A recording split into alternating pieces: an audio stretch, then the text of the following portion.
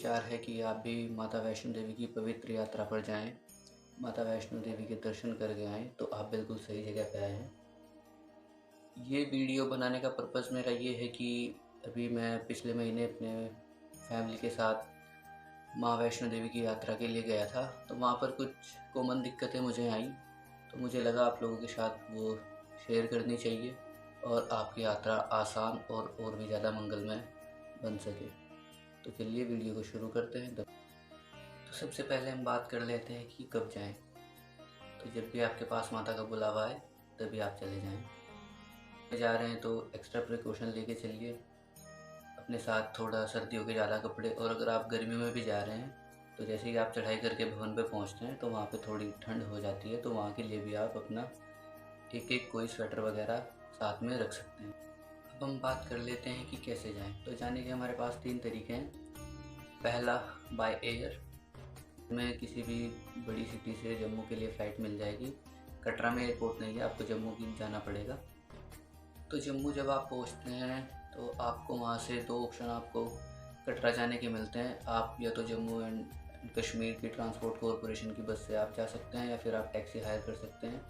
43 kilometre वहाँ से कटरा आपको पड़ता है और अप्रोक्स 1.5 से 2 घंटे आपको एवरेज लग जाते हैं।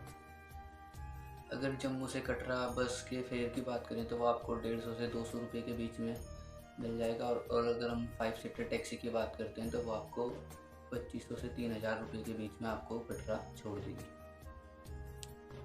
दूसरा ऑप्शन हमारे पास जो आता है वो बाय ट्रेन हम आ सकते हैं। ट्रेन जो कटरा तक भी मिलती है और जम्मू तक भी आती है। तो कटरा तक काफ़ी शहरों से ट्रेन नहीं आती है, पर जम्मू तक लगभग भारत के हर शहर से ट्रेन आती है। तो अगर आप जम्मू पहुंचते हैं तो भी मैंने पीछे वीडियो में जो बताया आप उस तरीके से कटरा पहुंच सकते हैं। तीसरा ऑप्शन जो बचता है, आप बाय रोड बाय कार अपनी आ सकते हैं। अगर आपको एडवेंचर पसंद है तो आप अपनी बाइक से आ सकते हैं।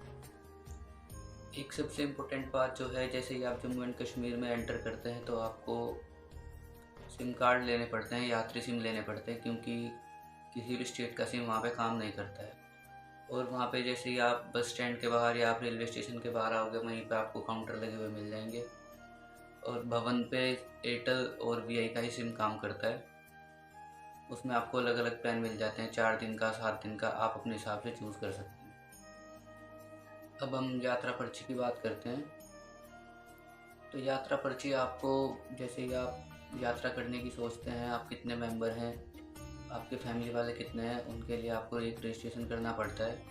अगर आप डायरेक्ट आ रहे हो बिना यात्रा पर्ची के बुकिंग किए, तो आपको बस स्टैंड पे ही काउंटर है, RFID कार्ड वहाँ से लेने पड़ेंगे। ऑफलाइन यात्रा पर्ची श्राइन बोर्ड ने बंद कर दी है, और अगर आप ऑनलाइन यात्रा पर्ची कटा के आते हैं तो आपको ज़्यादा बेनिफिट रहता है। ये यात्रा पर्ची आपको श्री माता वैष्णो देवी श्राइन बोर्ड के ऑफिशियल ऐप से ही बुक करनी पड़ेगी, और एक यात्रा पर्ची में आप मैक्सिमम 5 मेंबर ही बुक करा सकते हो। अब जैसे ही आप कटरा पहुंच जाते हो तो आपको ज़रूरत होती है नहाने की, फ्रेश होने की। तो वहाँ आपको मैं बताऊँ, जैसे ही आप रेलवे स्टेशन से बाहर आते हो, जहाँ यात्री सिम के काउंटर हैं, वहीं पे आपको बहुत सारे ब्रोकर मिल जाएंगे। आप उनके थ्रू भी जा सकते हो, मतलब ऐसा इनसिक्योर ऐसा कुछ भी नहीं है। मैं अपने पर्सनल एक्सपीरियंस से बताऊँ तो वो आपको आपकी रेंज में काफ़ी अच्छे होटल आपको दिला देते हैं, तो आप उनके थ्रू भी जा सकते हैं। और अगर आपने ऑनलाइन पहले से ही बुक किया हुआ है तो फिर तो बहुत अच्छी बात है। यहाँ पे एक बात जो अलग थोड़ी सी मुझे लगी, यहाँ पे होटल्स का प्राइस थोड़ा एवरेज से थोड़ा सा ज़्यादा है, 100 to 200 रुपये थोड़ा सा ज़्यादा है। फिर भी आपको 1200 से 1600 की रेंज में एक अच्छा रूम मिल जाएगा, और अगर आप फैमिली रूम लेना चाहते हैं तो आपको 1500 रुपये में भी एक अच्छा फैमिली रूम मिल जाएगा।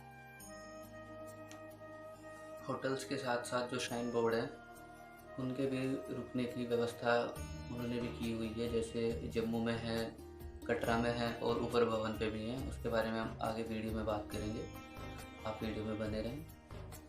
अब बात कर लेते हैं सामान की। जो आप अपने साथ सामान लेके आए हैं वो सारा आप भवन पे तो नहीं लेके जा सकते, तो आप वो अपना सामान रूम पे छोड़ के, और ऊपर के लिए जैसे रात में अगर आप वहाँ पे रात में दर्शन करने के लिए जा रहे हैं और आपको रात हो जाती है तो वहाँ पे थोड़ी सी ठंड हो जाती है, तो मैं सजेस्ट करूँगा कि आप अपना एक एक गर्म कपड़ा साथ में रख लें। अब जैसे ही आप नहा के जाते हैं तो वहीं चढ़ाई करने से पहले ही प्रसाद की कुछ दुकानें हैं। मैं सजेस्ट करता हूँ कि आप वहीं से प्रसाद ले लें, क्योंकि माता के जब आप दर्शन करने के लिए जाएंगे तो अंदर गुफा में जब जाते हैं तो वहाँ पे नारियल वगैरह वो कुछ नहीं चढ़ता है। वहाँ पे सिर्फ चुनरी और माँ का छत्र ही चढ़ता है, जो आपको यहीं से मिलेगा, आपको वो ऊपर पे नहीं मिलेगा। जैसे ही आप चढ़ना शुरू करते हैं और गेट में एंट्री करते हैं, वहाँ आपके RFID कार्ड जो आपको बस स्टैंड से मिले हैं, या अगर आपकी ऑनलाइन यात्रा पर्ची है तो वो चेक होगी, और उसके बाद आपकी फ्रिस्किंग मतलब चेकिंग होगी। उसके बाद आपको एंट्री दे दी जाएगी। अब जैसे ही आप चढ़ना शुरू करते हैं तो आपके पास 4 ऑप्शन होते हैं। मतलब आप हेलीकॉप्टर से भी जा सकते हो, आप घोड़े से जा सकते हो, आप पालकी से जा सकते हो, और आपके साथ कोई छोटा बच्चा है तो उसके लिए आप पिट्ठू की बुकिंग भी कर सकते हो। अगर आप हेलीकॉप्टर बुक करना चाहते हो तो आप वही श्री माता वैष्णो देवी के ऑफिशियल ऐप से पहले ही बुकिंग कर सकते हो। अगर आप ऑफलाइन जाके वहाँ लोगे तो आपको वो नहीं मिलेगा। बुकिंग में 2090 एक पर्सन का रहता है। अगर आप बिल्कुल नीचे से और ऊपर भवन तक जाना चाहते हो, भवन तक आपको हेलीकॉप्टर नहीं छोड़ता, नीचे एक पॉइंट पड़ता है सांझी छत, भवन से 2 किलोमीटर पहले, वो आपको वहाँ तक छोड़ता है। और अगर आप फिर उधर से आना चाहते हो तो फिर आपको 2090 फिर पर पर्सन के हिसाब से वो बुकिंग करनी पड़ेगी। और अगर आप घोड़े से जाना चाहते हो तो 1650 आपको पे करने पड़ेंगे। मतलब उनको नहीं देने होते, वहाँ पे श्राइन बोर्ड का ही ऑफिस होता है, वहाँ से पर्ची कटती है और फिर आपको घोड़े वाले घोड़े की व्यवस्था कराते हैं। और बच्चे के लिए पिट्ठू की बात करें तो पिट्ठू की पर्ची जो कटेगी वो आपके 540 की कटेगी। और अगर आप नीचे से सिर्फ अर्धकुमारी तक के लिए पर्ची कटाते हैं पिट्ठू की, तो वो आपके 240 की कटेगी। बात कर लेते हैं पालकी की। तो पालकी अगर आप लेना चाहते हैं तो आपको 3400 देने पड़ेंगे एक तरफ का। और अगर आप पैदल चढ़ाई शुरू करते हैं तो आपको एवरेज 2 से ढाई घंटे अर्धकुमारी तक लगने वाले हैं, और अर्धकुमारी से भवन तक आपको 3 से 3.5 घंटे एवरेज आपको लगने वाले हैं। तो आप 5 घंटे एवरेज मान के चलिए, 5 से 6 घंटे में आप भवन पे पहुंच जाएंगे। अब जैसे ही आप अर्धकुमारी पहुंचते हैं तो अगर आपको भूख लगती है तो वहाँ पे एक श्राइन बोर्ड का भोजनालय, इंद्रप्रस्थ भोजनालय, वहाँ पे आपको कढ़ी चावल, राजमा चावल, चाय, बिस्किट, पकौड़ा, ये सारी सुविधा आपको मिल जाती है। कढ़ी चावल और राजमा चावल का रेट 45 पर प्लेट रखा गया है, और चाय आपको 7 में मिल जाती है। तो वहाँ आप रुक के खाना खा के तब आगे की चढ़ाई कर सकते हैं। अब आप जैसे ही अर्धकुमारी पहुँचते हैं तो आपके पास 2 ऑप्शन होते हैं, मतलब 2 रास्ते वहाँ से जाते हैं। एक जो पुराने वाला मार्ग, हाथी मत्था मार्ग के नाम से, और एक नया वाला रास्ता जो अभी बना है, हिमकोटी मार्ग। हिमकोटी मार्ग पे बैटरी कार चलती है। बैटरी कार के बारे में मैं भी आपको आगे वीडियो में पूरा बताऊंगा। और हाथी मत्था मार्ग जो है उस पर पिट्ठू और घोड़े ये सब चलते हैं। हिमकोटी मार्ग पे ये घोड़े, पिट्ठू ये सब अलाउ नहीं है, वहाँ पे सिर्फ पैदल और बैटरी कार ही चलती है। अब सबसे इम्पोर्टेंट पॉइंट जो है वो है बैटरी कार। बैटरी कार के बारे में ये है कि आपको वो ऑनलाइन ही बुकिंग करनी चाहिए। ऑफलाइन वहाँ लोग भीड़ लगाते हैं, पर ऑफलाइन एक भी शायद 1-2 टिकट मिलता होगा, बाकी टिकट नहीं मिलता है। आप पहले ही अपनी ऑनलाइन बुकिंग कीजिए माता वैष्णो देवी की ऑफिशियल ऐप से। और बैटरी कार के लिए आपको 354 पर पर्सन देना होता है अर्धकुमारी से भवन तक, और अगर आप उधर से आ रहे हैं तो आपको 264 पर पर्सन देना होता है। एक यात्रा पर्ची पे आप सिर्फ 5 ही मेंबर की बुकिंग करा सकते हो। बैटरी कार की जो कैपेसिटी रहती है वो 8 पर्सन्स की रहती है, इंक्लूडिंग ड्राइवर को मिला के। और बैटरी कार की थोड़ा सा टाइमिंग का आपको ध्यान रख के चलना है। आपकी ट्रेन या आप बस से अगर आ रहे हो तो वो किस टाइम पहुंच रही है, उसके हिसाब से आपको उसका स्लॉट बुक करना है। अगर आप 3:30 बजे पहुंचते हो तो आपको 3:30 का टिकट करना है। बाय चांस अगर आप लेट हो जाते हो, आपने 3:30 का टिकट किया है, आप 5:30 बजे पहुँचते हो, तो वो आपको अलाउ नहीं करेंगे, आपका टिकट कैंसिल कर दिया जाएगा। और स्लॉट से सिर्फ 10 मिनट तक ही टिकट वैलिड होता है। वहाँ पे 2 लाइन लगती है काउंटर पे, एक ऑनलाइन बुकिंग की, एक ऑफलाइन बुकिंग की।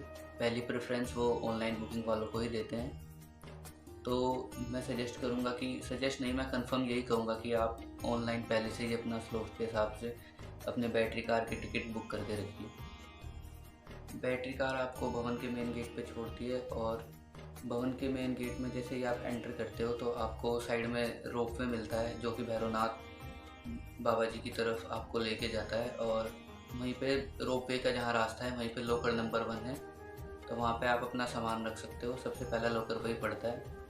और उससे जैसे ही आप थोड़ा सा आगे चलते हो वहाँ पे आपको लॉकर नंबर 2 और 3 भी मिल जाते हैं। लॉकर नंबर 1 के पास ही प्रसाद की दुकान है जो आप नारियल वगैरह वहाँ से ले सकते हैं। इसके बाद आपको प्रसाद आगे कहीं भी नहीं मिलता, और लॉकर नंबर 2-3 के बाद आगे कोई भी लॉकर नहीं मिलेगा आपको।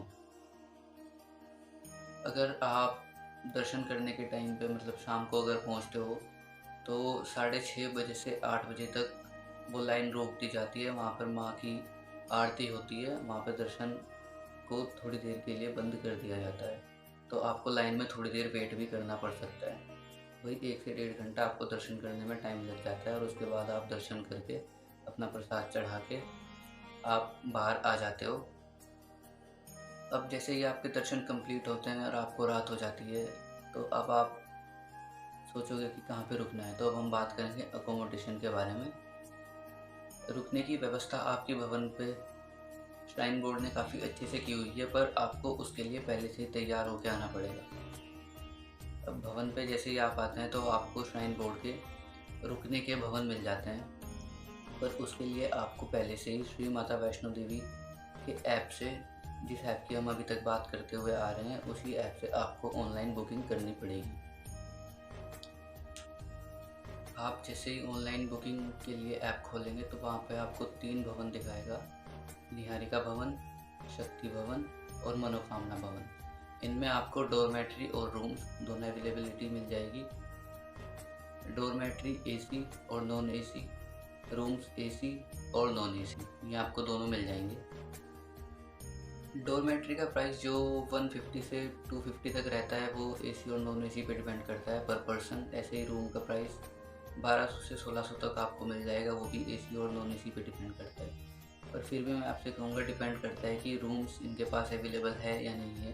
तो आप फिर भी 20-25 या 1 महीना पहले आप अपनी बुकिंग चेक कर लें कि रूम की अवेलेबिलिटी है या नहीं। ऑनलाइन आपको रूम नहीं मिलता है तो आप फिर, और आपको वहीं पे रुकना है, तो आपको ब्लैंकेट स्टोर वहाँ पे मिल जाएंगे जो आपको 100 रुपये में एक ब्लैंकेट देंगे पर पर्सन के हिसाब से, जिसे आप यूज़ करोगे और फिर सुबह को वहीं पे वापस कर दोगे, आपके 100 रुपये भी वो वापस कर देंगे।